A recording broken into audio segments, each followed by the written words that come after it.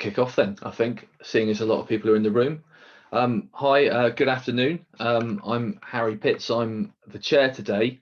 I'm a lecturer in work, employment, organisation and public policy at University of Bristol. And this session is called The Economy of the Future. It's a chance to discuss some big issues in a short space of time. The format of the event is that each of our speakers is going to speak for around 3 minutes on their own kind of angle, their own view on these issues. And then we'll have a little discussion and a chance for any questions that you have at the end, which will be taken. You just put your hand up and I'll come to you. And hopefully everyone gets a chance to ask their question.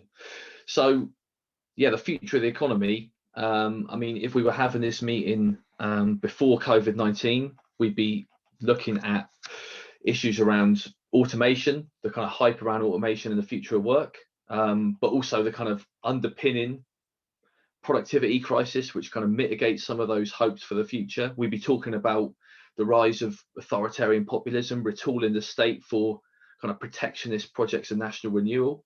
We might have been talking about the fraying of globalization and its institutions, of countries withdrawing into themselves. We would have been talking about the expansion of the platform economy, maybe, with the kind of labour pivotal to how we care for one another, how we circulate goods, and the kind of exploitation that takes place in those kind of industries. And of course, the climate crisis, exposing the ecological limits of capitalist growth. But post COVID-19, it's kind of acted as a kaleidoscope that in some ways has exaggerated or accelerated some of those tendencies and also mitigated others. So we see the transformation of working life in the pandemic possibly persisting into the future, twinned with the so-called coiled spring economy, waiting maybe to drag us kicking and screaming into a roaring 20s of productive investment, economic revival, technological possibilities unlocked. That's an optimistic take on the next 10 years. We got a new recognition post-pandemic of the value and the power of the work that makes society go around, which is often underpaid and undervalued in areas like care, logistics, retail. We've got a more assertive technocratic kind of state that's re-emerging. Both sides of the Atlantic to some extent, although very different projects, obviously, Biden and the Johnson government here, taking a more coordinating role in the economy, epitomised in the levelling up agenda that the government talks about, but possibly doesn't go far enough. And we've also got a further fragmentation of globalisation, countries decoupling from global supply chains, new tensions, systemic competition between the West and China, which is going to impact issues of trade, technology, and intertwining with them national security. And then, of course, on top of all this, continuing manifestations of a climate crisis, but also a new willingness on the part of governments to create a coordinated response, including through ideas like the Green New Deal, which to some extent brings together all those issues that we might be talking about today, whether it's work, the state, globalization, industries, the return of manufacturing potentially to some extent, are all packaged up in those questions of climate as well. So there's quite a lot to discuss today, and I'm joined by 4 panelists today. We've got Jonathan Reynolds, who's a Shadow Secretary of State for Work and Pensions. We've got Farmida, who is chairman of Norton Rose EMEA, a lawyer with more than 25 years of experience in capital markets and Islamic finance transactions. We've got Kate Dearden, who's the head of research policy and external relations at Community Union. Sonny Leong, a social entrepreneur, publisher and educationalist, who's also vice chair of East and Southeast Asians for Labour and co-founder of SME for Labour. And that's everybody. So to give people as much space as possible to give their own thoughts on this, I just also need to flag that the event is being recorded as well, which you might want to bear in mind when you're asking your questions.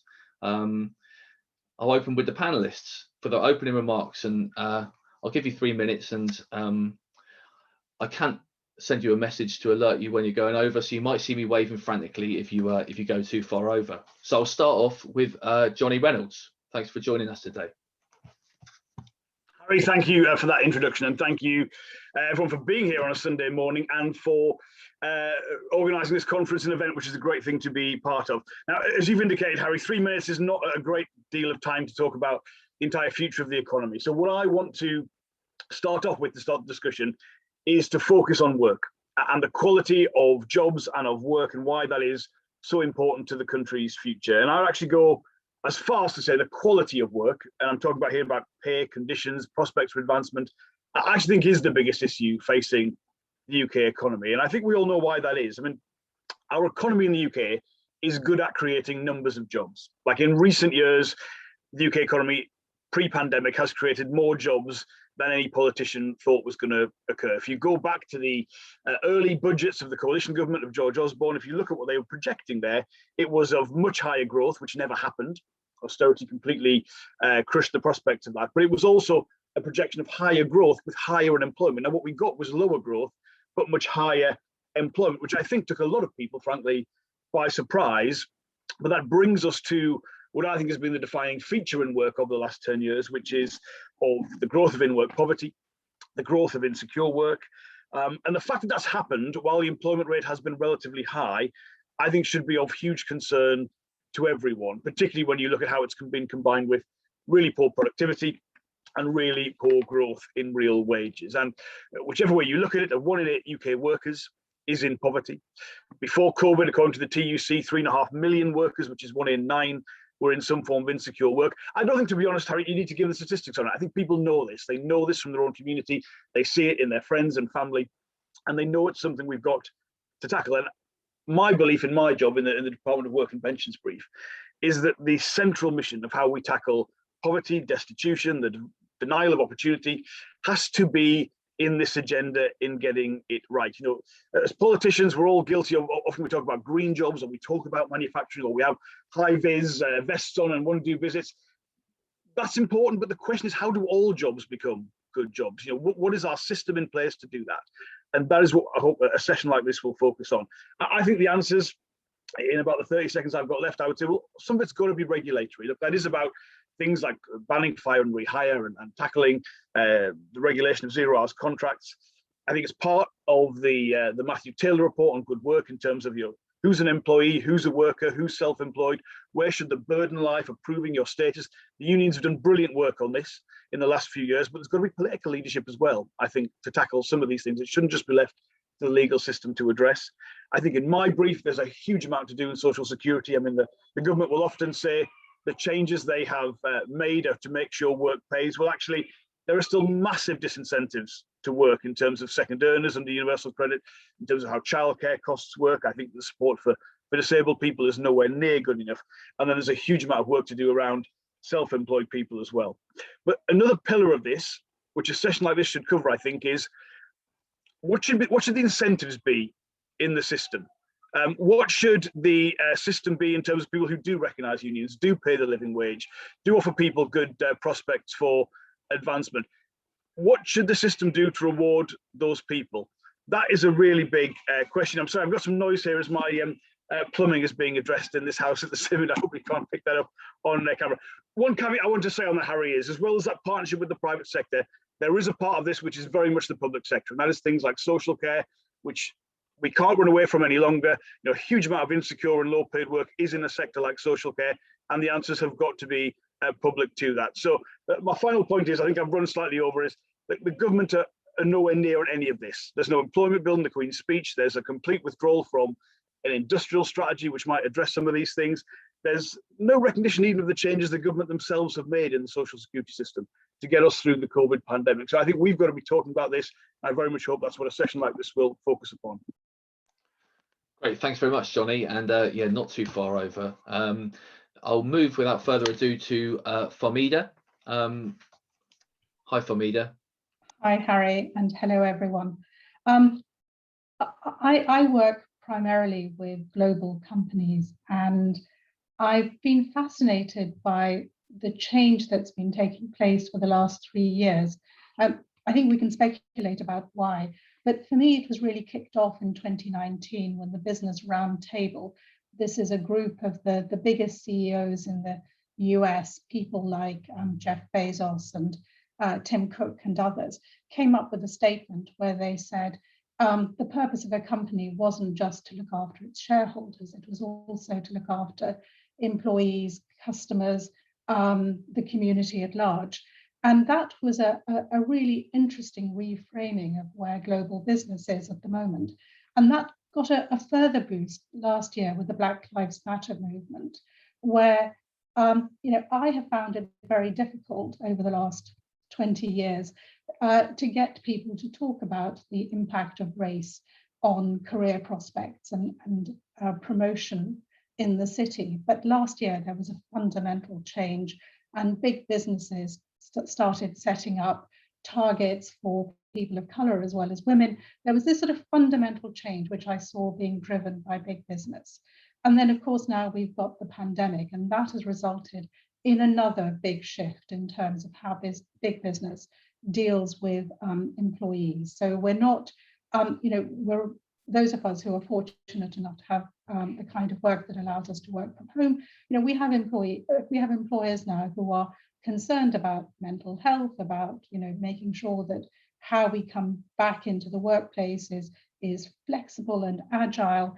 And there is a concern that we could end up with two kinds of employment: people who are in that very fortunate position and others who are subject to ever more precarious work, depending on where things like the outcome of the Uber case come out.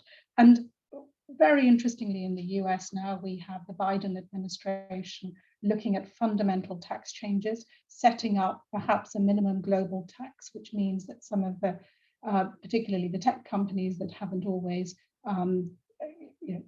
paid tax where they're delivering their services, that could be changed. And there is also talk about equalizing capital gains tax with income tax. That with the impact of fintech, we are really looking at the impact of things like cryptocurrencies and blockchain. We're looking at private funds replacing banks as lenders. So there is this huge change that is going on that's affecting global business. And that's before we start talking about how Brexit is not just going to impact London and the city, but also business globally. And I personally, I'm really fascinated by the growth of ESG, this focus on investing in things that make a difference. So we've seen, for example, the EU raising billions of euros for pandemic relief in EU countries. And that's been, the EU is not the only entity that's been doing that. So to my mind, at the moment, there is this fundamental reshaping of what matters in global business that is going on. And it is the biggest change, I think, for the last 40 years. When I look at where our clients are going to be in 2030, it feels like that's going to be very different to where they were in 2000 or 2010. So it's a fascinating time. Thank you, Farmida. Some great reflections there. Next to Kate. Hi, Kate. Thanks, Harry. Great to be here, and thanks for having me, and great to see so many of you here as well for this really interesting discussion. I'm from Community. We're a trade union that represents workers all across the UK economy, from sectors such as steel, footwear, finance, the third sector, and represent members who are employees, self-employed, and sort of everything between as a whistle-stop tour of who Community is and what we do. And we're really proud to be a trade union that's long been invested in looking to the future, looking to the changing nature of work, the future economy, and how it can be changed and shaped in the interests of our members and for them too. So when it comes to the challenges that the future economy brings, we're working to ensure that our members can benefit, for example, from a looming technology revolution that could go either their way or against them through what we've set up is a Commission on Workers and Technology that reported in December last year, all the way to how we can ensure that we can transition to a green steel industry and make sure that our members and workers do not pay the price for that as well. But for these opening remarks, I'm going to be focusing on changes to technology in the workplace as one area across this ginormous topic. And because we wanted to be proactive and see how technology could actually be a positive force and not a threat, an actual opportunity for workers between now and 2030, and what policy interventions are needed to protect those workers. And we did that commission in partnership with the Fabian Society as part of our Changing Work Centre sort of group that we run with them. So when we looked at what it will take to create good jobs, how workers will deal with change and sort of acknowledging that most of that 2030 workforce is actually already in work, a key question is how we prepare those current workers and make them resilient to technological change. And finally, how government, trade unions and employers can work positively together to actually shape those good jobs and support workers. So quickly, our headline finding is that most of those at risk of job automation have already been affected by job losses due to the coronavirus crisis. So a huge part of our commission findings is we've set out a range of package of measures to help with that economic recovery. And then in the rest of the report, we take a wider view of automation and its effects on workers and argue that when technology changes, workers must get a fair share of the rewards from those productivity increases, such as higher wages, for example. But for me, the most important part of that research and our findings is that yes, technology is changing most people's jobs, but workers are not getting a say when this happens. Part of our polling for the Commission found that nearly 6 in 10 employees said that they've had no say over the technology that's been implemented in their workplace, and that's a massive problem. Those workers told us that they feel frustrated, they feel powerless because of that lack of influence and not having a say, because many workers were positive about that technology changing their workplaces. Like 57% said they were positive or very positive about the impact that new tech would have in their current roles. Because, you know, we've seen the ways that new technology can actually make workers' jobs better, more efficient, more flexible if it's deployed in the right way, and less demanding physical work as well. So I guess the story from our commission and what I'll quickly sort of summarise with is if we want to get it right, workers will welcome new technology and want to be involved with it. And it's listening to workers' voices that's better for firms, better for workers. And there's huge consequences of inaction as well. I'll touch on this in the Q&A hopefully, but we're concerned from evidence from previous industrial transitions for our work across the union and those consequences that it takes generations or more to recover from industrial change if it's not done properly. We released another report that I can pop in the chat or share around afterwards, looking at the sudden closure of a steelworks in Redcar, the SSI steelworks in 2015, and the deep human cost of not getting that right. Workers' wages didn't recover to levels of 2015 when that plant closed. Most got new jobs, but they tended to be precarious, as Jonathan was speaking to, and there were significant effects on their mental well-being as well. So it shows what happens when employers are simply allowed to collapse or change just happens to workers rather than with them. We've got huge challenges facing the country going forwards, from reaching net zero, recovering from coronavirus and the crisis, and adapting to technology change that I've spoken about. But workers are ready and sort of welcoming those changes that the economy of the future brings, as long as they have a say in that. And hopefully we can dig a bit deeper into those topics in the Q&A, but thanks again. Fantastic, thanks Kate. And next, last but not least, Sonny. Thank you, Harry. It's a pleasure really to have been invited to join everyone today, and I see many friends here. The biggest challenge really facing our country is really to nurture economic growth out of soil that has been scorched by obviously the COVID lockdowns and salted by Brexit. An extremely challenging, and one might even say hostile environment. We know the Prime Minister has said in both words and actions, already put up fingers up and said, F business. Well, at least those not run by his cronies, friends, or his party donors. Now, Labour needs to really make it clear to the country that it is a party of business, and especially supportive of small and medium enterprises or SMEs. There are some in our party who instinctively react negatively to the private sector. But the truth is that the vast majority of businesses in the UK are not huge global corporations run by the super rich. In fact, in the last, let's call it the normal pre-COVID year in 2019, there were only about 8,000 companies in the UK employing more than 250 people. In contrast, there are 5.9 million SMEs. So the figures are there, it's fact. On the high street, your local takeaway, your news agent, your hairdresser, your restaurant are more likely than not to be SMEs. Delivery drivers, builders, plumbers, gardeners are all SMEs. In our increasingly digital age, there are thousands of graphic designers, copywriters, web designers, IT specialists, all SMEs, providing services to the public and to many, many other businesses. Small businesses are really the engine of the economy. So let's explore this myth that becoming an entrepreneur is all becoming the next Bill Gates, Elon Musk, or even Mark Zuckerberg. Labour, all of us, really should be putting our foot to the floor in accelerating policies which support and encourage people to start their own businesses. Why? I'll give you 3 reasons.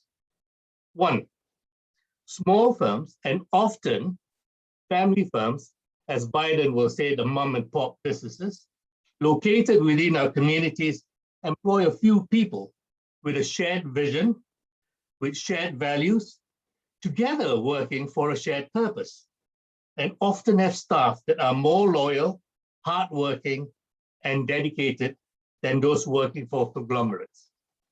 2, profits and wages from SMEs are more likely to be spent and invested in their local economies, not hoarded offshore.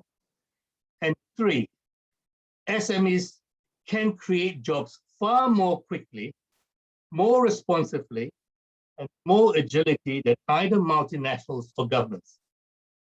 In the post-COVID world, in which home and hybrid working models are likely to change the traditional 20th century practices that are enormous opportunities if we are all fleet-footed, far-sighted SMEs to steal a march on our global conglomerates or competitors.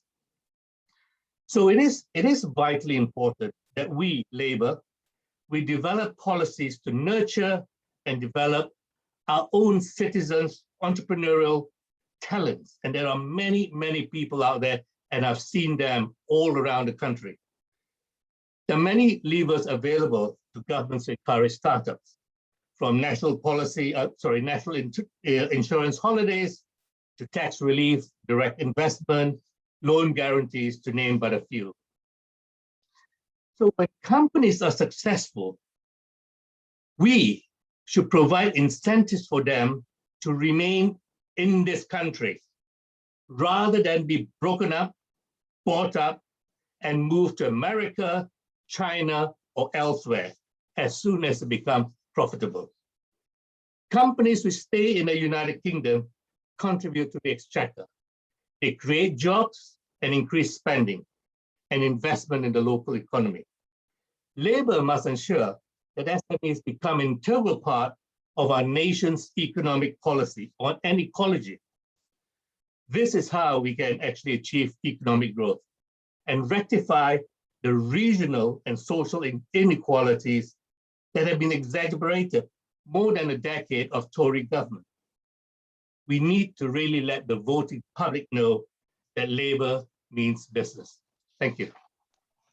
Thank you very much, Sonny. And I mean, just to kind of kick the discussion off, I thought I'd ask a question that kind of cuts across all the different themes that you brought out in your respective interventions there. I mean, when we think about, as Kate was articulating, also Johnny, kind of forms of industrial partnership between the government, between business, between workers and their representative organisations. We tend to associate that with kind of larger firms, don't we, where there's collective bargaining agreements, where there's an ability to negotiate technological change, where there's an ability to negotiate around productivity and good work.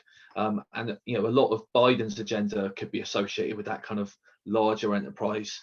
It's implicit in some of the way the government talks about productivity around, say, the integrated review, which came out recently.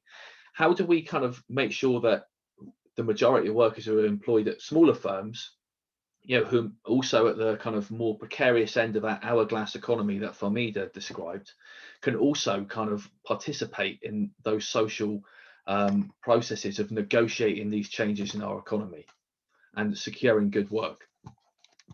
I'll start off, I'll go in the order that people spoke in earlier. I'll start off with Johnny, if possible. Thanks.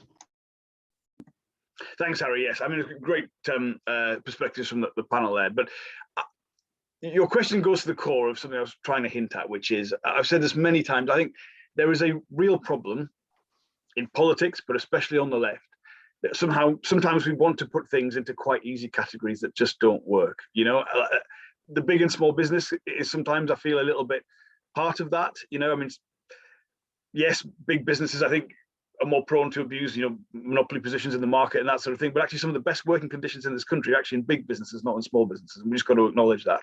I think, you know, we often feel more comfortable talking about smaller business because we think they're sort of less powerful. But actually, you get a crisis like we had in the steel industry. That's a big business, but God, it's an important one. You know, and so I would try and avoid, if we can, having a sort of, we think this package of businesses are good and this package are more problematic. And actually, again, go away from language about particular sectors, whether that's manufacturing or green jobs, and say, look, all work is of value.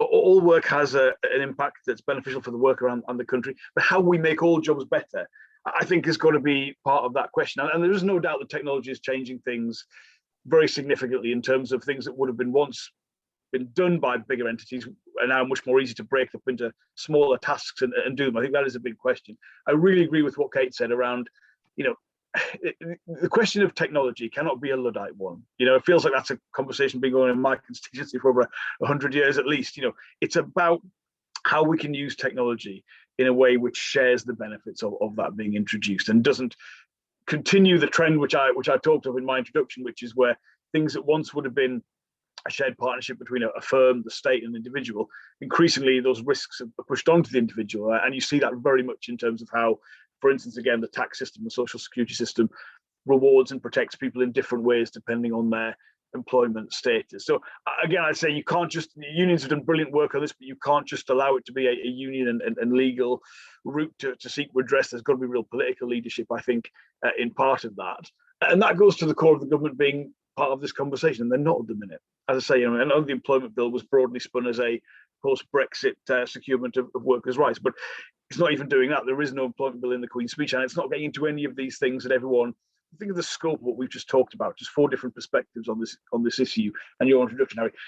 There's no political leadership at all. So I think it's going to be about not looking for easy, comfortable ways to describe this. It's about the core role of what the government is doing, industrial policy, tax, the definition of who's a worker and who's an employee, and where the burdens of proof should lie on that. All of that has got to be part of what a government is talking about to get it right. Thanks, Johnny. Yeah, some excellent thoughts there. Moving to Farmida. Thanks, Harry. My personal view on this is that where we think certain employment rights are important, they should be set out in law. And I think for far too long, it's been left to the individual employee or worker to negotiate what their working conditions are. For 100 years and more, employee rights have been protected through legislation. And I think it's time to look again at what protections employees deserve. I think left to individuals, especially when, as Sonny said, so many are employed by small employers who have a lot of pressures on them. It's difficult for individuals, even with the help of unions, to negotiate the right outcomes. Most employers can negotiate, they will find a way to navigate their way through legislation. So if the law says you've got to do something, you've got to do it. And that is the best protection for employees. Now, you know, who is an employee and what rights workers who perhaps don't fall within that traditional definition are entitled to, that is something that should also be considered and legislated.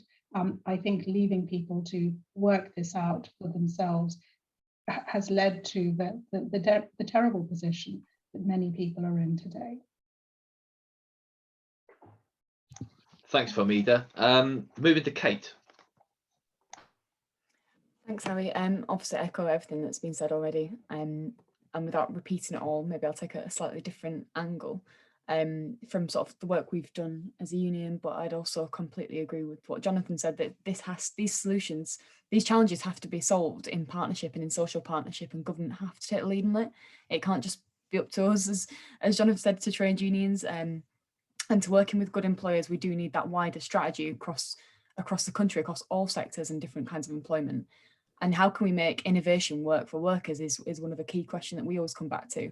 How can we provide and campaign and fight for fairer working conditions that maintain the principle, for example, for our self-employed members, they continue to work, free to work as they please, but for all workers who engage with the gig economy, for example, that they feel actually empowered in deciding how and when they want to engage their work. And so it's how we rebalance all of this power in favour of workers, and how those in the gig economy can still benefit from flexibility and independence, whilst also having greater protections and rights at work. Our members tell us they want holiday pay, they want a basic rate of pay and better rights. They want more help and support from the organisation they give their labour to, basically. And they want that reliability of earnings as well, so they can budget each week. And this is what comes back to us time and time again, but it's how we make these forms of work for everyone in a meaningful, fair and decent way.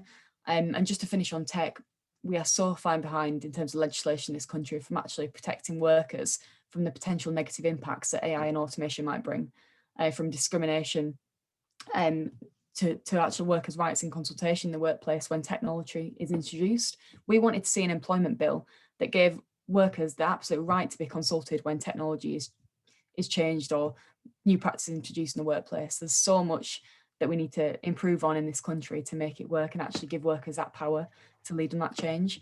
An employment bill would have been helpful to get there, but obviously the government have other priorities. But that's the kind of change that we need to see to actually have radical action across the country. Thanks, Kate. And finally, just moving to Sonny.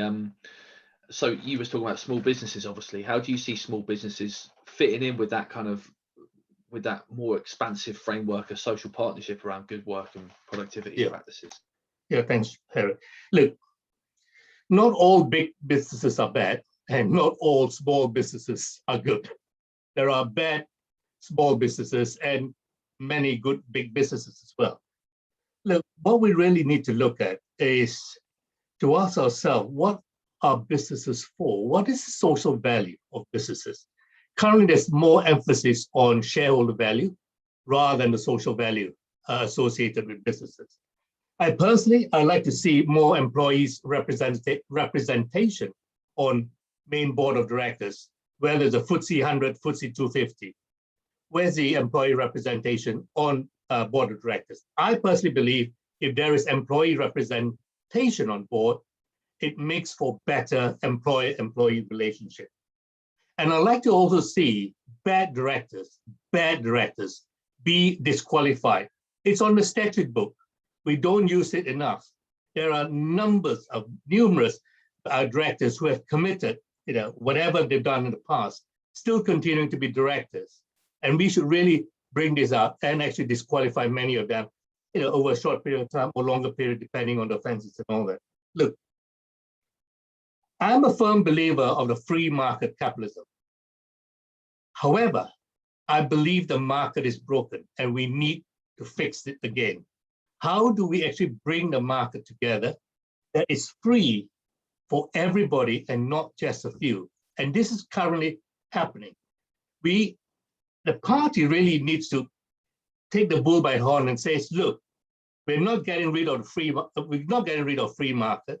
We want it to be more responsible for everybody, but we need to change the rules of this free market thing that we all talked about. But we sometimes feel, if I dare say the word, scared to confront the market itself. But if we bring people together, and I believe very strongly that people out there in the city are prepared to talk to us if we have got generally good ideas, how do we want to make sure that the market is safe for everybody and not just for a few? So we really need a lot of big ideas. We need to challenge the market, but we need to also have the answers to some of these challenges. Thanks, Sonny. I'm going to throw it open now to the floor for questions, or not the virtual floor, obviously. I've seen a few hands shooting up there already. So hopefully I can manage to get to everybody. Kacey, I think your hand up was up first. Kacey Akpoteni, are you there? Yeah, hello. Can you Hi. hear me? Yes, I'm Kacey Akpoteni from West Bromwich East CLP, and I would like to say that what Sonny has said, is one of the best things I've ever heard since I joined the Labour Party as a small business owner. I run a domiciliary care agency. I'm one of those affected by social care, and I'm almost in fear of my life to announce to the world that I'm a Labour Party member. I got elected as a councillor last week, and I'm scared in my work life to be identified with Labour. And it is because of the narrative we have about business. We need to engage with business. We have to.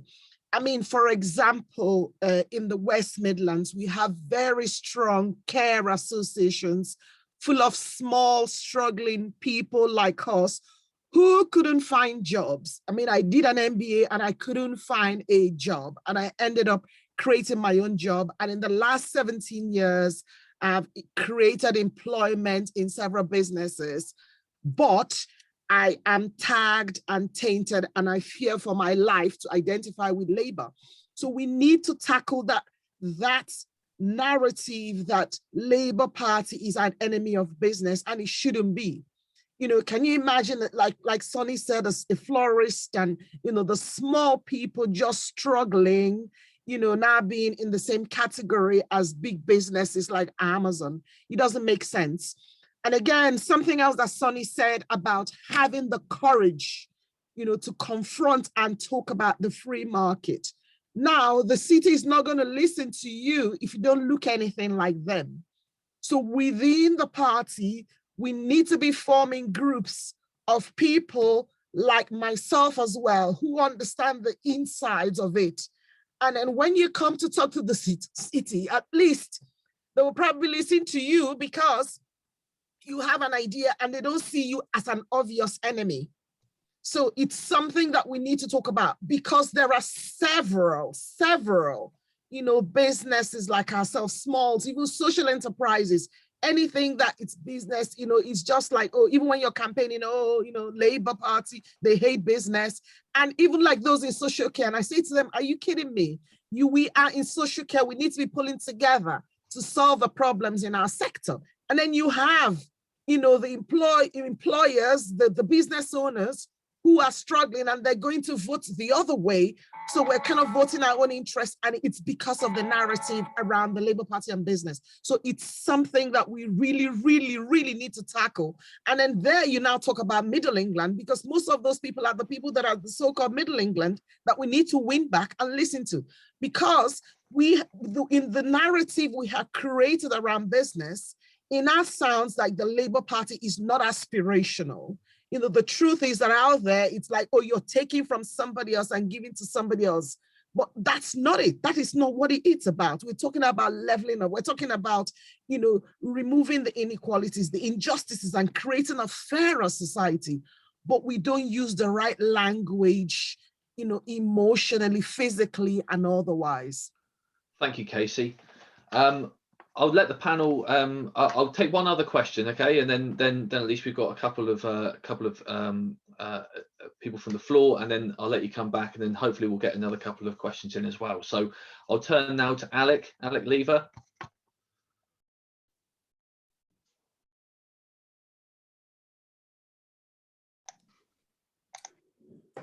Thanks, Harry. The big picture has been touched on by Farmida and Sonny. If we think about it, politics boils down to a contest between labour and capital for a larger share of the surplus their synergy creates in business.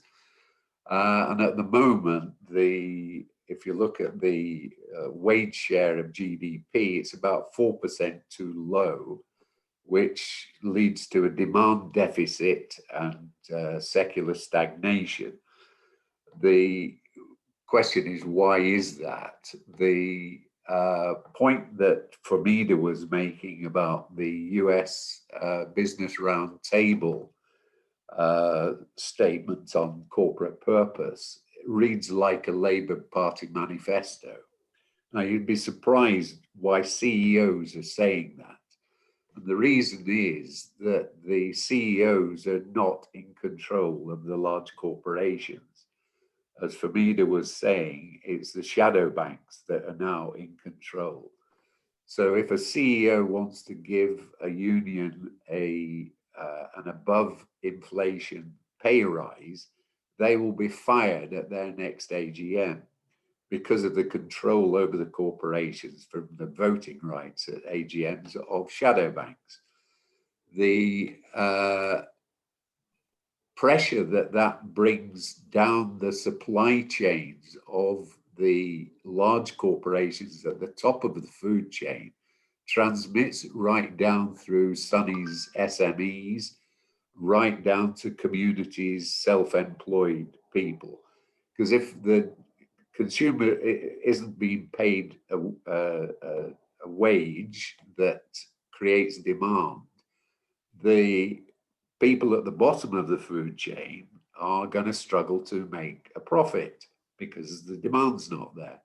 So if we go back to finding out why CEOs can't give pay rises, we have to address the control of shareholders over the large corporations. CEOs don't have a union, and Labour is always railing against greedy bosses. It's not the greedy bosses, it's the greedy shareholders who are creating billionaires and rather than creating demand. So the focus that we should be recommending to our politicians is how to balance wages and profits, and to give workers not just seats on boards, because they will be fired by the shareholders. It's how to give everybody a say equal to shareholders at large company AGMs. And because shareholders do not own corporations, nobody owns them any more than anybody owns an individual, we should be giving non-dividend rights to vote at AGMs to the workers and the community and other stakeholders in society, and create stakeholder capitalism. Because as Sonny says, we don't have capitalism anymore. It's a racket to create billionaires, which politically we can solve. Thank you, Alec. I'll throw it open, whoever wants to come back on those points. Johnny's already got his hand up. So, Johnny. Yeah, thanks, Harry. Great questions. First of all, Kacey, well, congratulations on your election. That's great news. And it sounds like you've had a fabulous career. Look, I think what you're fundamentally saying there is something I think most people would agree with, which is, as a Labour Party, unless you can demonstrate to people you have a plan to increase prosperity, you're probably not going to get a hearing on how you want to share out the proceeds of that prosperity and have a conversation about who should benefit and where the proceeds of that should go. I don't think the conversation between Labour and businesses is quite as negative as you might think it is, certainly not at a national level. I mean, I can honestly say, I think most MPs, certainly this would be true of me, if someone gave me a call right now and said, I'm interested in opening a business in your constituency, you're free for a chat, well, I wouldn't walk off, Harry, but I'd wait till the end of the session and then bring them back straight away. That would be something I would be directly interested in.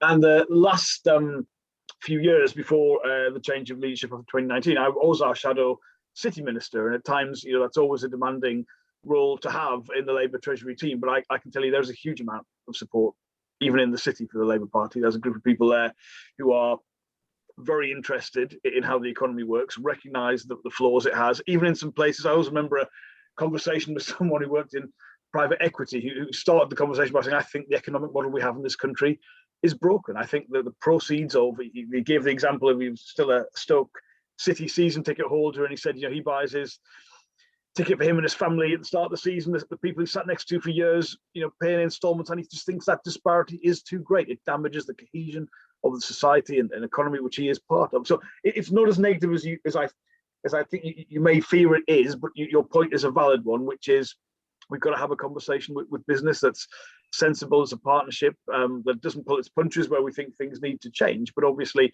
we will not get a hearing for a better type of economy unless there are people active in the business space and that economy who recognise and agree with us and are willing to be part of that conversation. So I think that is absolutely right, and that really, I think, leads very well to Alec's points. Alex, great to see you, mate.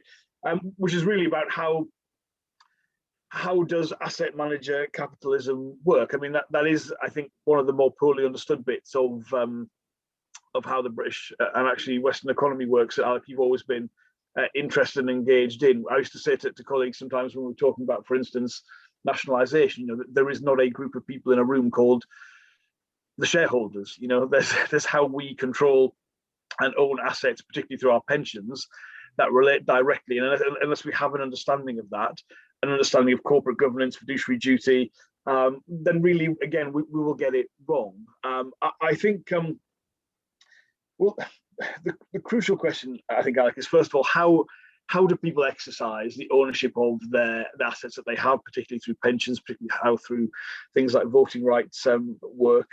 I think there is a big question as to kind of your fundamental point, which is a company is a collection of stakeholder interests rather than simply one that's dominated by the shareholder interest. That is an outdated conception, and I think that's very true. I think, Sonny, you touched on this very much, really, in terms of when you were talking about the introductory points about how this is changing, and Farmida did too. Increasingly, there is a conversation in the business community itself about who companies work for and what the balance of interests is. And often the frustration for me is conversations and policies that we're having as a Labour Party can get written up in parts of our media or think tanks as anti-business, when actually the business community is ahead of us on this. And it seems absurd to me that we wouldn't be part of the conversation, wouldn't be seeking to recognise those changes that are taking place. I mean, I always remember a speech, I think, by the Governor of the Bank of England when Ed Miliband was leader of the Labour Party, which was basically about the economic risks of inequality. And I thought, if this speech had come from Ed Miliband rather than the Governor of the Bank of England, it'd be written up as some incredibly left-wing and anti-business speech. Whereas actually, this is the conversation from regulators, from business people, and from politicians in other countries. So I think the two contributions, Harry, they complement each other, because they're basically saying, look, there's a lot of interesting stuff going on there. We've got to be a part of that, and we've got to seek a partnership, in that debate. And I think that's obviously absolutely right on both counts. Thank you, Johnny. And Sonny, I know you got your hand up there, but I'm under strict instructions to finish at 10 to the hour. And I can see there's people left with their hands up there, but unfortunately we're not going to come to your points. So I'm sorry, John, Dowd, Rob, and also Philip, who's got your hand up there in the video. We're not going to have time to come to those contributions. But thanks to all our panelists and to those who have contributed with questions today. Labour have said that it's their number one priority going forward is going to be work and jobs. So hopefully there's a lot of work to be done drawing policy around this. Thanks very much for your thoughts.